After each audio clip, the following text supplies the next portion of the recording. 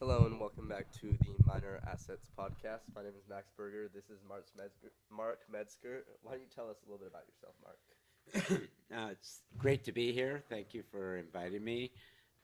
Grew up in Seattle, Capitol Hill, St. Joe, Seattle Prep, Seattle Pacific. Played soccer there. We were the first NCAA champions in the greater Washington area. Wanted to play pro. It didn't go uh, my way, which was good. I moved to Chicago in 1980. Went on the Chicago Mercantile Exchange, started as a runner for Bear Stearns, and that was my foray into investment banking. In 1982, they invented or produced a new tradable product, which was equity futures, and they started the S&P 500 futures, which was on the exchange.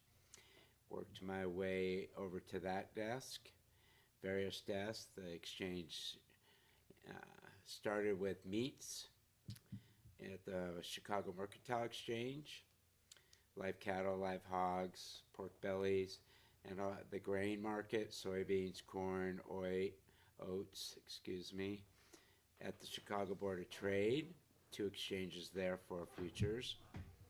Then you also have the CBOE, which is still being used to trade with open outcry, which is people screaming at each other and functioning as a middleman and a fiduciary and a clearinghouse to execute trades. So the exchanges started with the commodities markets, and then the highly educated, highly brilliant University of Chicago finance professors delved into creating foreign currency futures, which allow you, if you're a global entity, i.e., Boeing, Microsoft, so many nowadays, as the whole world is global, to hedge the currency you were purchasing and selling products in, or you had to purchase and sell products in. And then in 1982, they came up with another great idea. Well, if we can set up a futures exchange, and I'll explain that later, or a futures product, they started trading in equity futures. The S&P got the Chicago Mercantile Exchange was able to function as the trading pit for and clearinghouse or for the S&P 500, and the Chicago Board of Trade did the Dow Jones. Later on, they brought in the Nikkei, and it has evolved into so many different instruments that, and that's one thing we'll talk about for young people, you're able to invest in. We now live in a world of ETFs, exchange traded funds, and there's just so many which ways you can put money to use in the market. And the, the subject matter is investing early, correct? Yeah. And they've given everybody, along with the growth and advent of technology now, with AI, you can pretty much just ask your phone what to do and it'll give you the answer. Um, it's something that I find that, and I don't want to delve off subject, but so many young people I deal with have no understanding of finance or basic money principles. And they know what Snapchat is, they know what TikTok is, and they know what Instagram is, but they don't understand how to turn a dollar into $10 with very little risk. Um, Yeah. I spent 20 years in the business, and then I retired, semi-retired, and went back to my university to mentor and coach kids. And now I am a coach at Crossfire Premier, working with various kids and mentoring as well. So, originally your goal was to play soccer, and when that didn't work out, what really drew you to finance? What like made you think, yeah, if I can't do this, if I can't play soccer, I want to do finance? See, that's really a good question. I had no idea. it was 1980, 81, 82 era.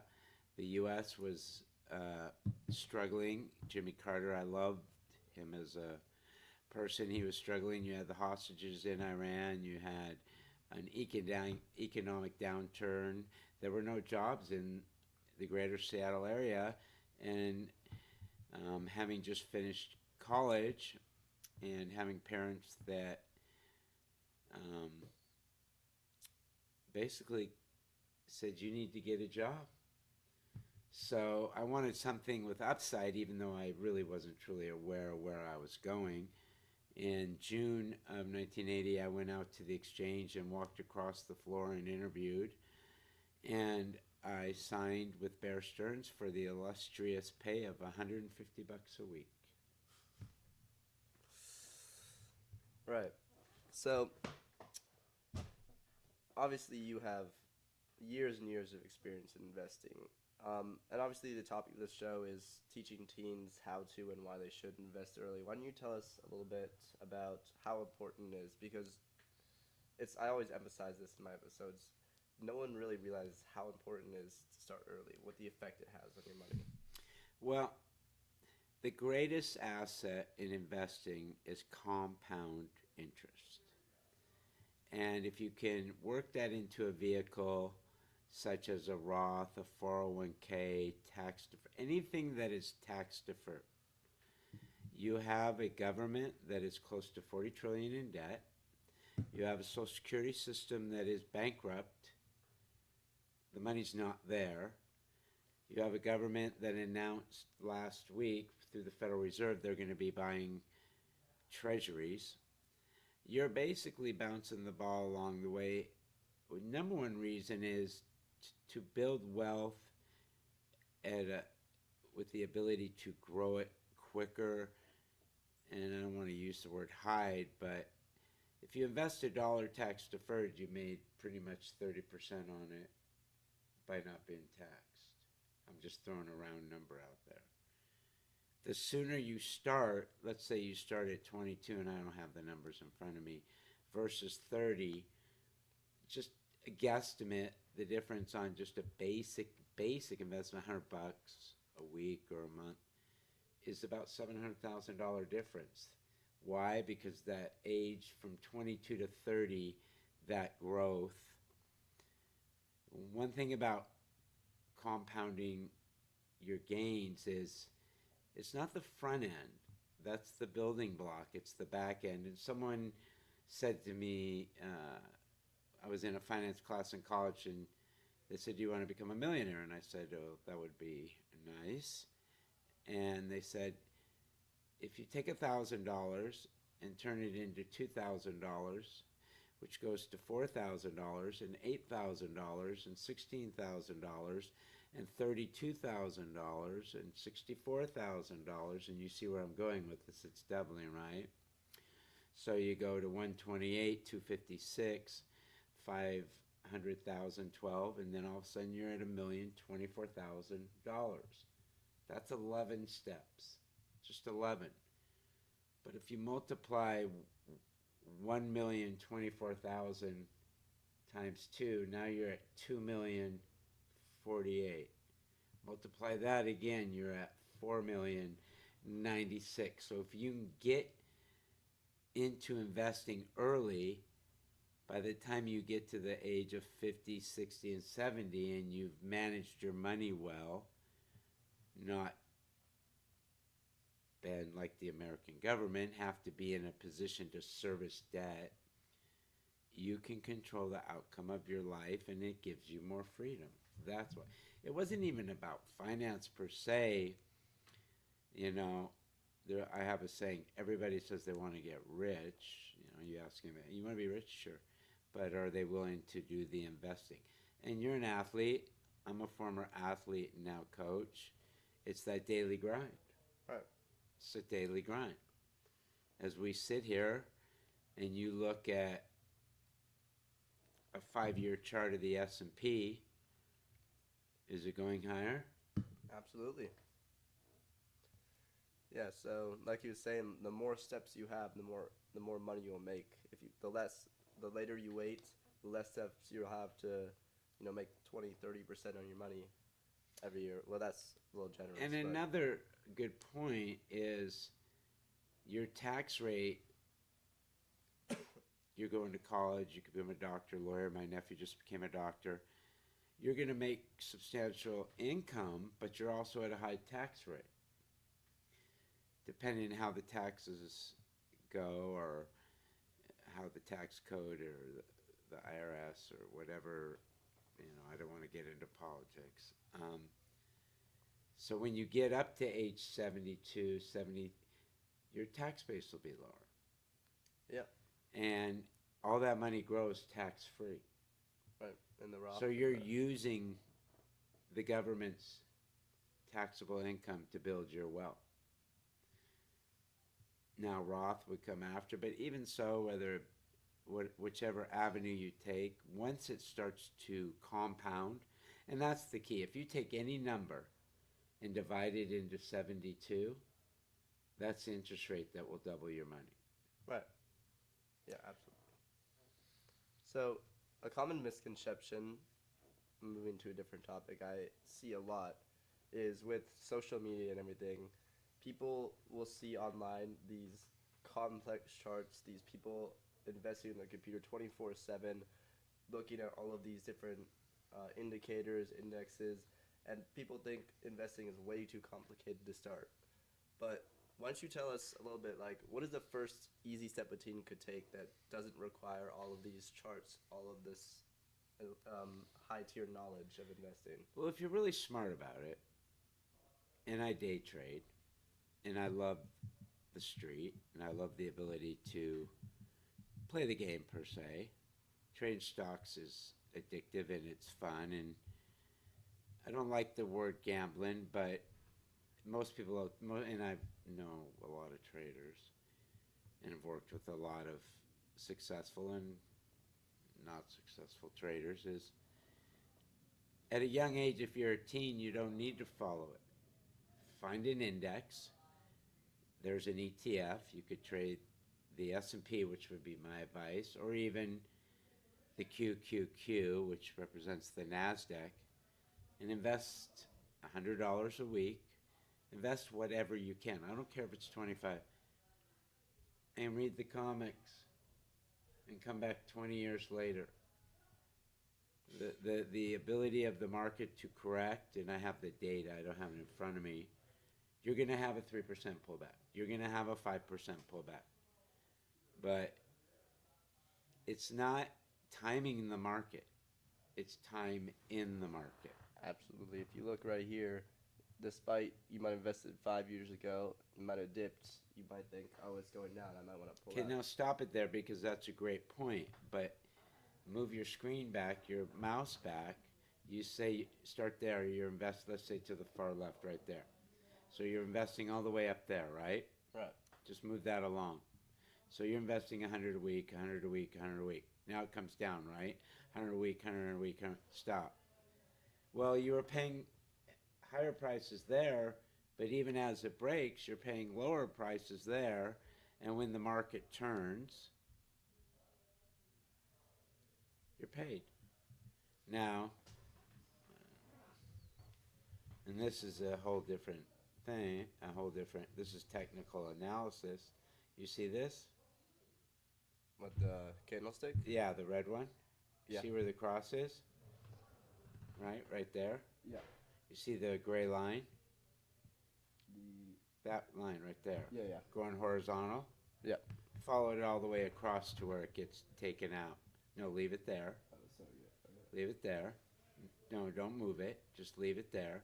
Follow the line. Take your finger all the way and stop. Has it been back? Yep. No. Or it's gone back to where it was. No, it has not been back. Oh yeah. It went to this point, so you're investing the whole way, and that's called a breakout. Has it come back to that line? Since then, no. No. That's a simple form of technical analysis. And one thing I was fortunate is I started at 22. The amount of capital, and like I said, I don't have the numbers in front of me, but they're mammoth. starting at, it's like kids that say, well, I don't want to get a job till I'm 28. Well, you just lost 6 of the most profitable years of investing for a young person. Oh, yeah. A teen, I would, how old are you, 17? 17. You would be so far ahead of the curve, which would give you so many more choices on what did you want to do later in life. I somehow retired at 40. People ask, why'd you walk away? Well, I don't want to explain what I did. It was very, very high stress, and we managed $1 billion a day, just on execution and pension funds and program trading and then specs. It goes back to, if you're young and you invest as a teen, are you a long-term investor or a short-term investor? Me personally, I'm a long-term investor. I would like to start getting day trading, but that requires a lot more knowledge that I don't have. So if I start learning and learning how to trade, maybe actually I would become And if I was, one thing, like I said, I'm just fascinated at the lack of understanding of simple monetary, just the understanding of money with young kids. And I don't see it being taught in schools. I see finance classes, but making and accumulating capital by tax deferring it with just an SPX, an SPY, and then I say this often because I have some portfolios up here. So this portfolio is managed by Kevin O'Keefe, which is half a billion dollars. These are the stocks that are in the portfolio. All right. So if you go here, let me see. I don't know what I did. Let me come back. Oh, my portfolio. Let me see.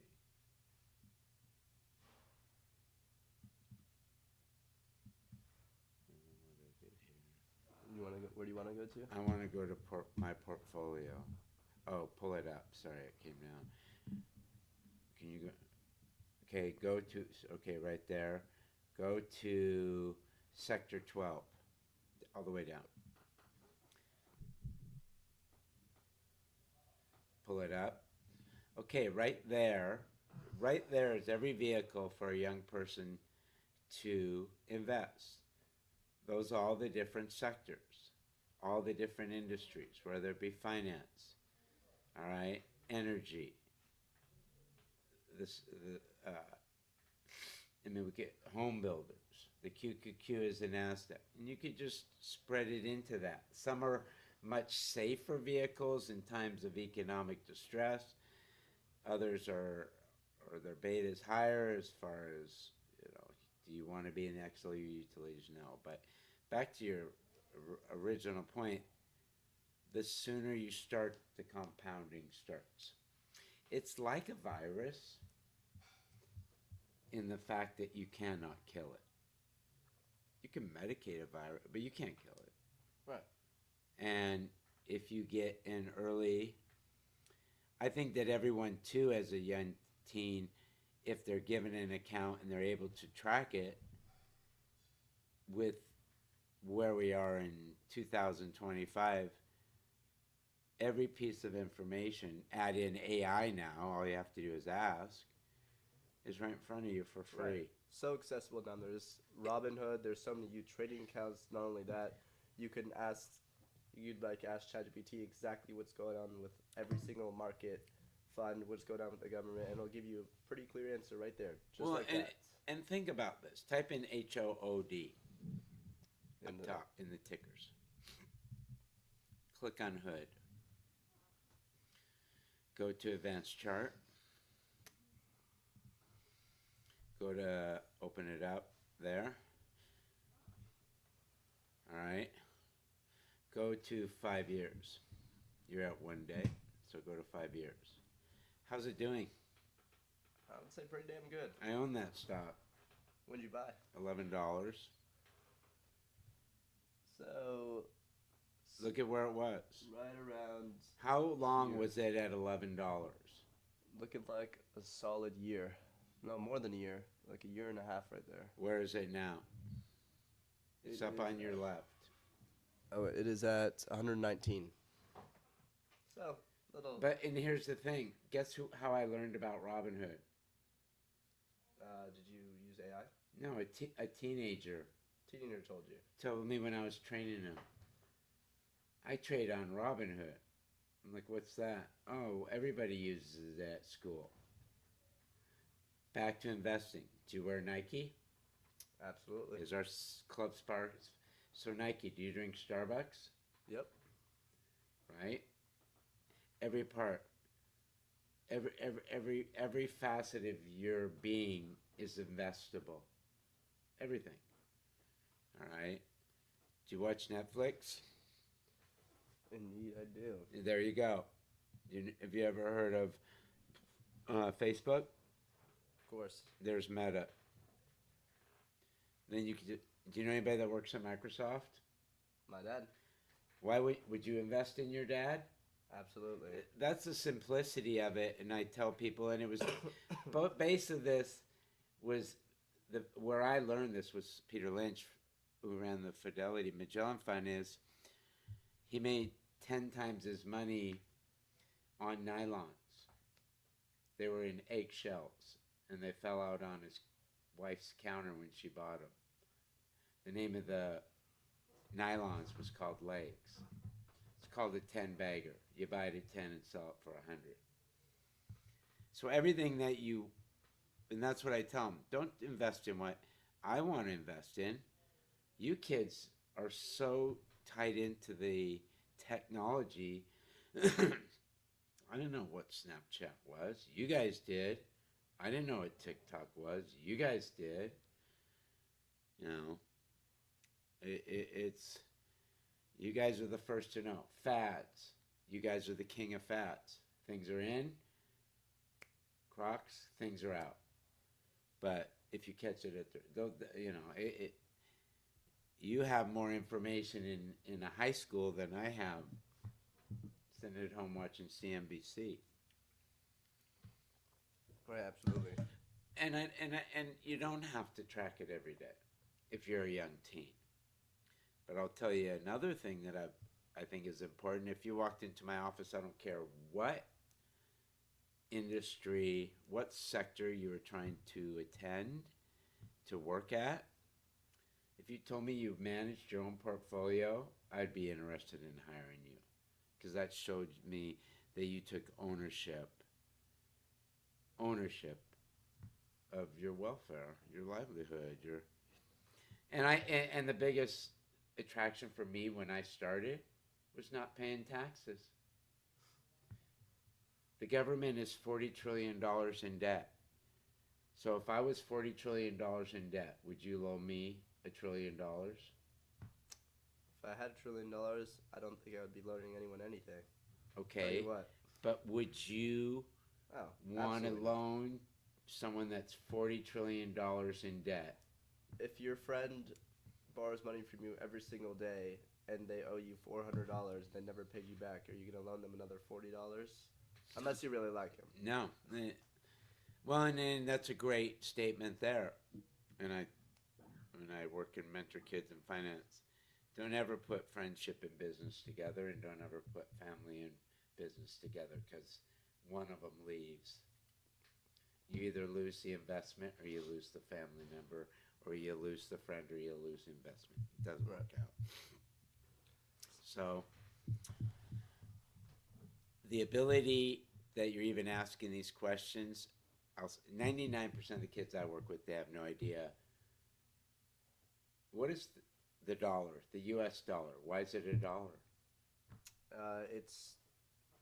There's no backing for it. It's just what the people believe it's worth. The U.S. dollar is a belief system. And what is the dollar worth? It's worth what people want to pay for it. It's worth what kills the value of the dollar? What kills the value of the dollar? What tanks it? So let's see. When people stop believing in the government, the value of the dollar would. I'm pretty Do you know sure. I'm old enough to have paid like I believe 70 cents for a gallon of gas. Wow. What is it now? Oh, inflation. Very good. Inflation. So your purchasing power goes down. So you need to accumulate more dollars. Oh yeah. There is a dollar index that's tradable, and the dollar index is declining. Your dollar has been devalued 10% this year, which segues into the question you asked earlier before we were online here is, why is gold at all-time highs? Why is silver at all-time highs? Silver just broke $60. It was trading $19 a year ago or so. Why? If you would have told me in 1980 that someone was going to come up with a coin, I still don't know what it really does or what, called Bitcoin, and it was going to go to $128,000, $125,000, I would tell you you were crazy. If you told me that someone would trade 8 Bitcoin for a pizza and make the worst trade of his, I might have been that person that bought the pizza. But yeah. So that's also brings you a really good point. When you're putting your money in an index or anything, it's a hedge against inflation. Most saving accounts give you the most minimal interest rate possible. Like I've seen accounts give you like maybe less than 1 or 2%. And as inflation is going up, you're not making enough money to counter inflation. If you put your money in a savings account, the value of your money is going to keep declining because the interest rate the savings account gives you is not more than the inflation rate. There's an old rule of thumb that you take your 100 minus your age. So you're how old? 17. So 100 minus 17 is 83. you have 83% of your assets should be equitized or go into investments. Being younger, since you have a longer time frame, you have a time frame of 50 years. Who knows at your age, you may live to 120, I'm 67, is you have so much time to recuperate. I was on the trading floor during the crash. That was a negative 22% in one day. Now, believe it or not, can you type in SPX? Or type in ES, go down where it says F, ESF. Okay, what's the price up there? It is at 6,830. 6,830. Go to All all time. on the screen down there. Okay, try and drag the screen back. If it'll go back to, it won't. Okay. So on the exchange in 1987, guess where the S&P was trading the day it crashed? 1987. What do I think it's trading at? But guess what the low was that day for the futures? I want to say maybe a couple $100. 180. So if you would have bought on the worst day, Would you have like a 500x return? well, you could divide. Look where it's at. 6,830 over. And you bought it for one, right? Correct. 180. Yeah, so be insane return. So even now, and I was in 1987. I was 30 years old, 29 years old, running a trading desk for a bank. That's 30 years. You want to hear the real kicker? What? I haven't even withdrawn a dime from the account. It's still compounding. I'm 67. I haven't taken a dime since the day I started out of that account. So. And for generational wealth, which is taking care of your kids, I don't plan on spending any of it and rolling it over to my daughter. That account's just going to keep on going up. Time in the market, not timing the market. Because moves like we've seen this year during this AI mode, and I don't want to call it a bubble, the market is screaming. No, I know your dad works at Microsoft, NVIDIA. I mean, the opportunities, but back to being able, as a teen, to start the account. Do you know anybody your age that has a investment account? I would say, honestly, in the area around me, I would say, compared to a lot of places that I've seen, we actually have a more well-versed education in finance. I know quite a Is few that your people. high school too, because of the Yeah, composite of it? definitely my high school because of the IB program, the high level education there. I think definitely there's a lot more knowledge of it. And one thing for a teen that they have to realize is that, and there's all sorts of stories like this, it's not how much you make, it's how much you keep. Right.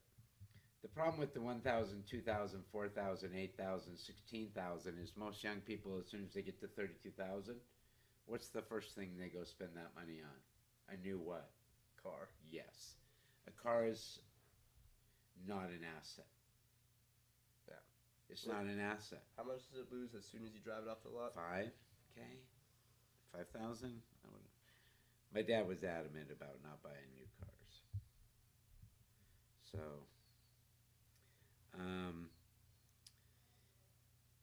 next question. Next question. So for a young person, or for an old person, anyone that wants to know, how do you figure out your own level of risk tolerance? Obviously, younger people, they're gonna have less risk. They don't have bills to pay, people to support. But what's a good way to determine your risk level? Because obviously, if you're 30 years old, you're paying bills, you own a property, you own a car, let's say you have kids, right? You're not gonna put all your money in.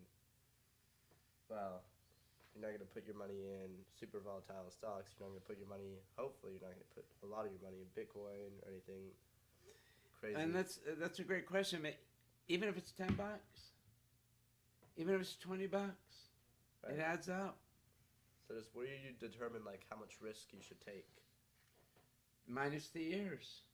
30 years, you're risk on. Because if you're not, you miss that last move. And by the way, if you're a part of the move that your asset goes from, let's say you have 25 grand in there and it goes to 12, you just keep buying. Right.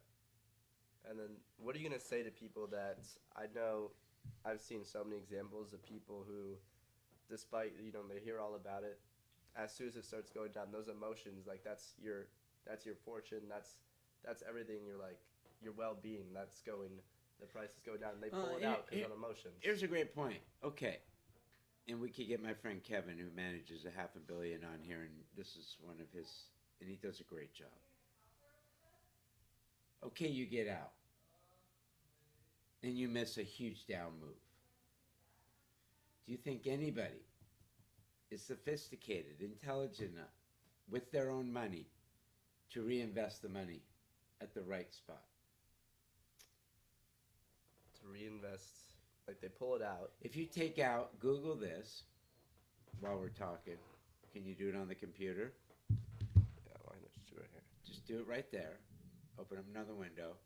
What happens when you miss the 10 best days in the market? And then as a young kid, you don't have to worry about this. As a 22, 20, you start at 32, you lost a lot. What's it say? Missing the 20 best days would cut your return by more than 70%. So you missed 20 of the best days, you're minus 70%. Now, that stat right there keeps you invested. You're not, nobody, even Warren Buffett, and he's highly in cash right now, even Charlie Munger, even the best of the best, are invested. They're in the market. They're in the market. Everybody always wants to hear the story about the guy that got rich quick, right? Right. You don't hear about all the millionaires who are driving around in a semi-broken down truck wearing jeans, or there's a book called The Millionaire Next Door. A lot of people that have a lot of money, you don't know it because they don't show it. Right. But how do you get back in? Okay, so the market, AI is a bit of a bubble. Now they're issuing debt. Before it was just cash expenditures, which was more positive for the market. Debt is not a good word. It's interesting because our country, I guess I'll say this for you kids, we've left you such a bad trade with the national debt. Oh yeah. That where's your Social Security be? Where's the future for you guys? So if you're not invested and you're not managing that part of your life, you're relying on the government. Right. And let's face it, the U.S. government globally respected? No. Yeah, yeah, we're discussing history. There's so many more people. You almost don't have a choice as a young person to invest because and with the Roth or the 401k or any tax deferred account, it's the only place you can hide money. Now you could be like Elon, own X amount of shares, don't take a salary or take a small salary, go to a bank, show them that you're worth $180 billion or whatever he's worth, Have them loan you 180 billion. and have him loan you money, and there's no tax consequence. Right. Yeah, and then we were actually discussing this in my class. There are so many more people receiving from the Social Security system than there are people putting into it, and eventually that's going to come to a point where there's no money left. It's going to be gone. Well, there is no money in there. This is a shell game. There is no money in there. There is no money in there. I'm 67. Right now, I could file Monday, and I would get $3,600 a month. Right. I'm waiting till I'm 70. I'll get $4,200. The opposite of that is, and having Trump work with our firm, and I'm not going to make a political statement. At what point do they pull the rug out? At what point do they pull the rug out on back to the original question? Why should I invest? Every kid should be thinking about this because the safety net that was built for the forefathers, your grandparents, I mean, they're sitting downstairs right now. Your mom and dad. I'm 67. I can go on Medicare. I'm not. All right. I have health insurance. My wife's a professor. And I could take Social Security. Getting a check for $3,600 a month is not a bad thing. I don't know. All right. The opposite I think about is what day do you wake up in executive order or no more Social Security? You know what the third rail of politics means? Yeah. So if you're on a train, the third rail, if it's an electric train, that's where you get electrocuted. Right. The other two tracks are what keep the wheels moving, and the third rail is where the electricity comes. So if a politician plays around with Social Security, they call it the third rail of politics, which means he'll die. Because there's about 80 million of me, right? Right. And I don't think that would make any of them make you very popular with any of them. You're just in a real interesting, back to the main question. If I had all this information, you don't have a choice but to invest. I'd be saving left and right. You're in a great time, everybody's living a little large. Markets go in cycles. That with all right, can you go, is that months? Can that go years? You see where it says interval to the right, down? Yeah. 3 months. Go 3 months. Okay, there. That's still, look at that.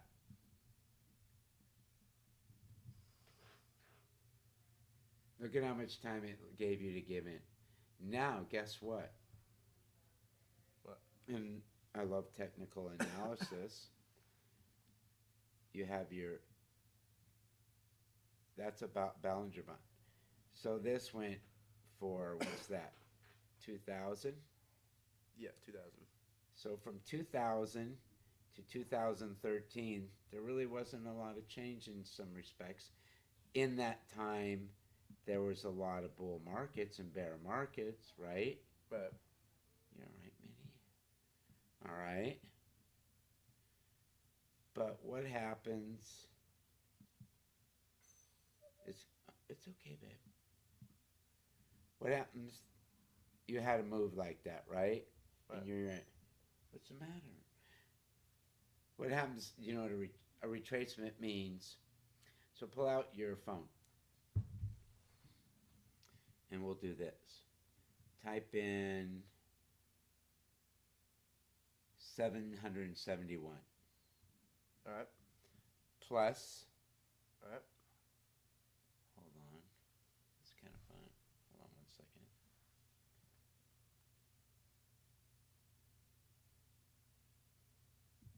6,859 All right. divided by 2.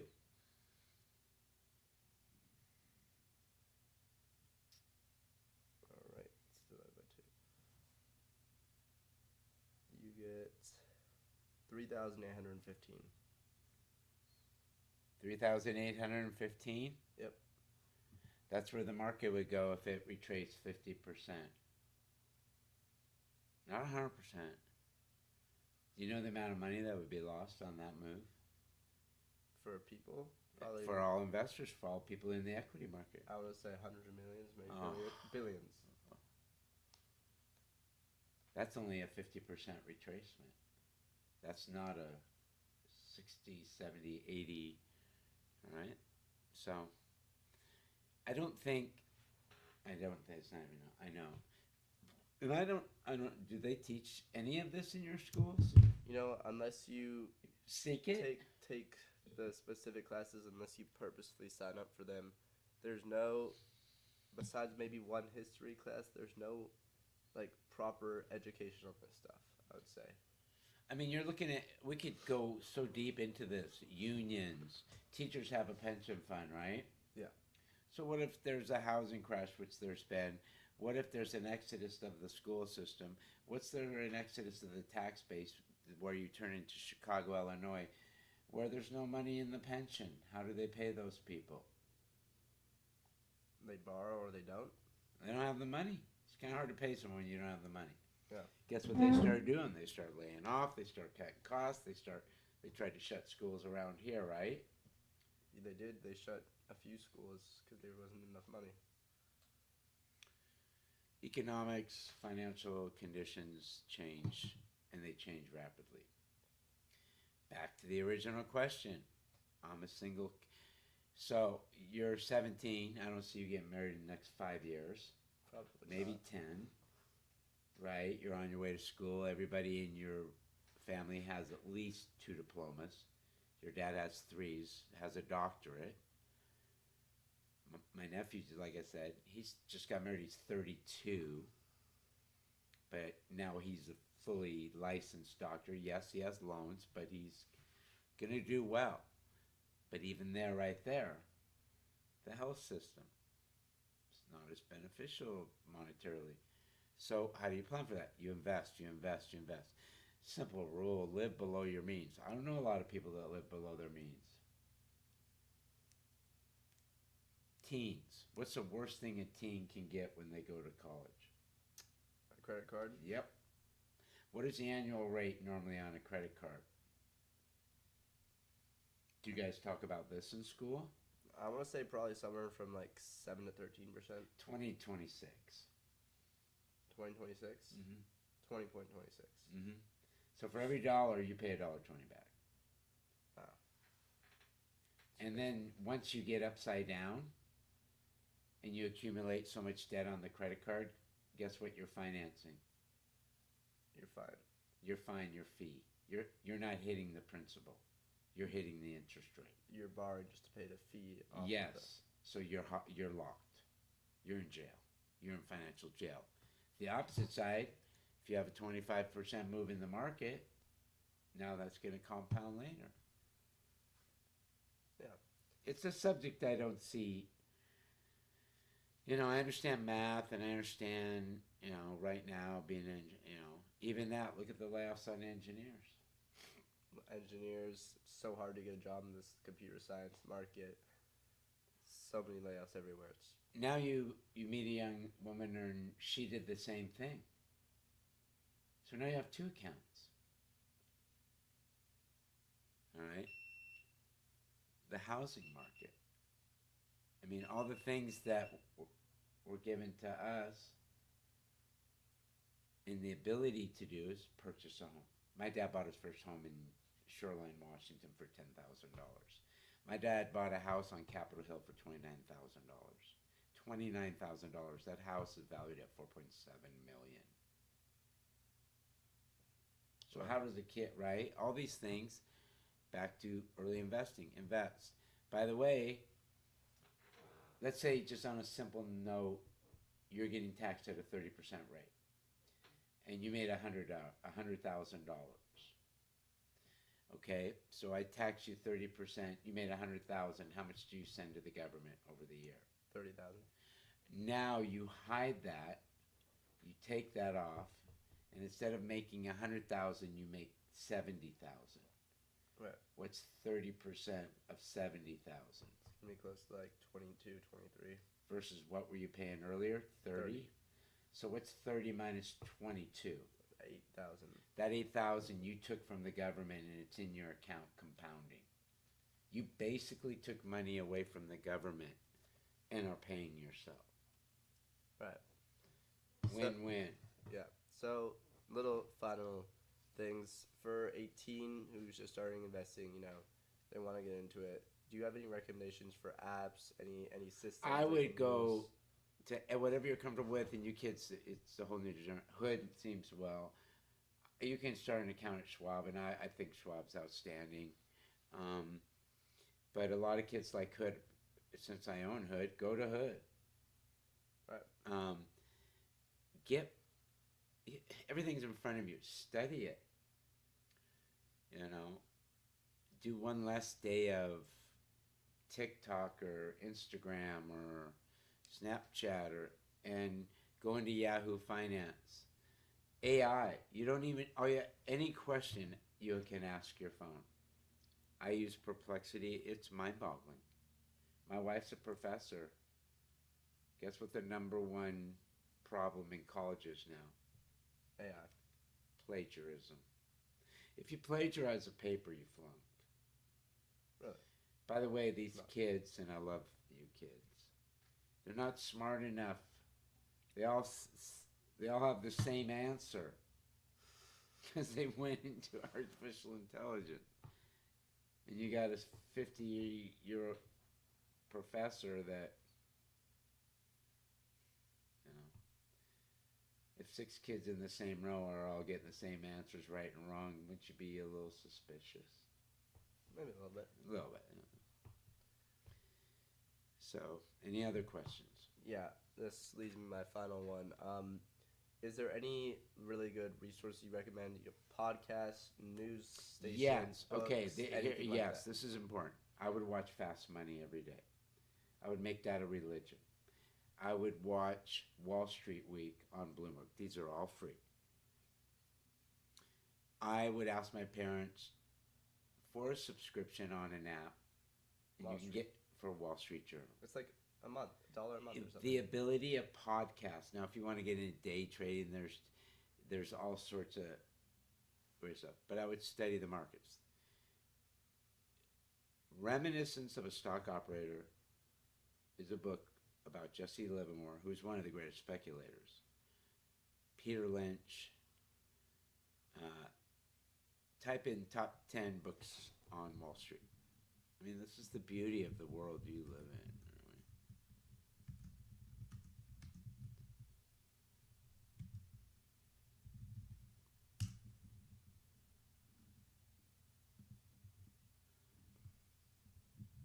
Is Reminiscence up there? Yep. Yep. All right. Right there. There's your 10 books. Now, Flash Boys or Liar's Poker, that's interesting, but those are more.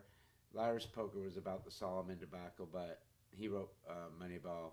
I worked with one of the guys in that book. But the first one, A Random Walk Down Wall Street. I'm going to be nobody. And most of the successful ones have gone bankrupt. Nobody's good enough to beat the market. Nobody. You're going to get hit. You're going to get, all right, barbarian to the gate. How about 10 top books on investing? Let's rephrase that. Or do this as a teen. Because there's one up here I want to show you.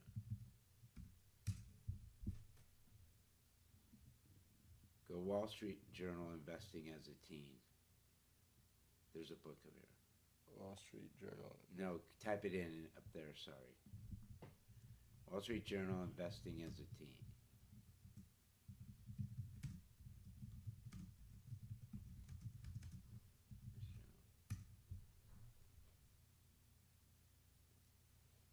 Is it this one? Is that a teen? That is one of the best books ever. That's what I'd start with. Now you can get it as a teen edition, but that's when everybody tells me, can you teach me about the market? I send them that book and I say, call me when you're done. 80% to 90%, guess what happens? I don't know what. I don't get a call back. They never read it. They never read. That's fact, because they're not willing to.